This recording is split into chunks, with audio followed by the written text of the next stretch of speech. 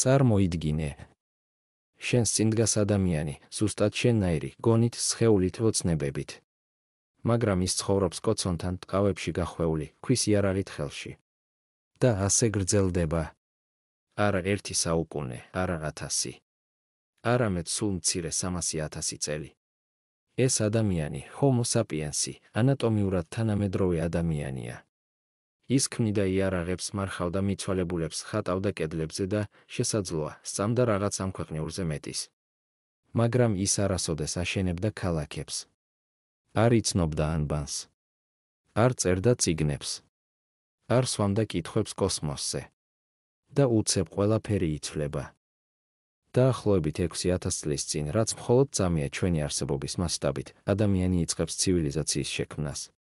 ვითარდება მეტალურგია, ჩნდება ქალაქები, იბადება დამწერლობა, ჩნდება კანონები, სახელმწიფოები და ერები. თითქოს ვიღაცამ დროის ღილაკს დააჭირა. და ცივილიზაცია ჩაირთო.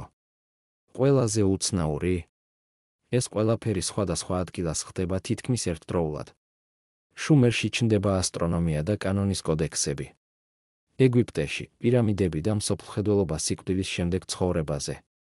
ინდოეთში სოფლის მეურნეობა, რიტუალები და ქალაქები. მეზოამერიკაში კალენდრები და ღვთაებრივი სიმბოლიზმი. საიდან და რატომ, არც ერთ მათგანს არ აქვს ხანგრძლივი წინა ისტორია. ისინი უბრალოდ ჩნდებიან. რას ამბობენ ამაზე მეცნიერები? ზოგი ამბობს, რომ ყველაფერი ბუნებრივად მოხდა. რომ ჩვენ გვჭირდებოდა საკმარისი რაოდენობის ადამიანური რესურსი, კლიმატის სტაბილურობა და სოფლის მეურნეობის აღმოჩენა. სწორედ მაშინ ყველაფერი დაგროვდა და ცივილიზაციის შექმნის პროცესიც დაიძრა. მაგრამ ეს ვერსია არც ისე უნაკლოა. რატომ? იმიტომ რომ რესურსები და კლიმატი ცვალებადია ყოველთვის. და თუ ცივილიზაციას ერთ დღეს შეეძლო დაიბადოს, რატომ ვერ დაიბადა მანამდე?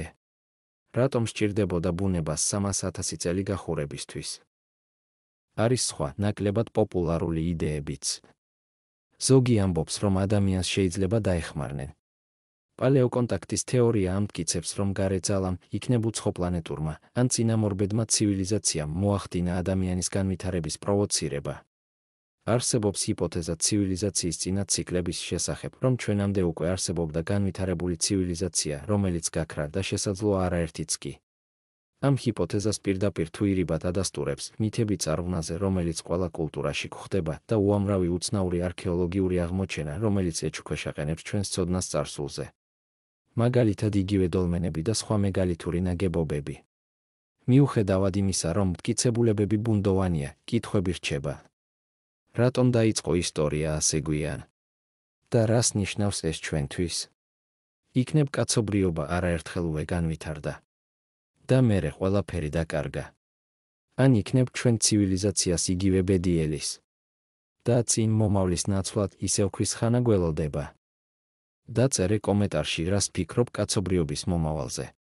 თუ მოგეწონა ეს ვიდეო, გაუზიარე მეგობრებს.